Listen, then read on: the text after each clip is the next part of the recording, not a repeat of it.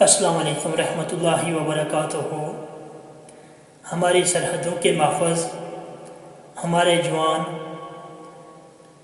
اور ہمارے وہ مجاہد جو دیار غیر میں اپنوں سے دور رہ کر محنت کرتے ہیں ہمارے ملک کے لیے اور اپنے خاندان کے لیے، ہمارے مزدور جو دن بھر سخت محنت کرتے ہیں، آپ کی محنت اور عظمت کو میرا دل سے سلام۔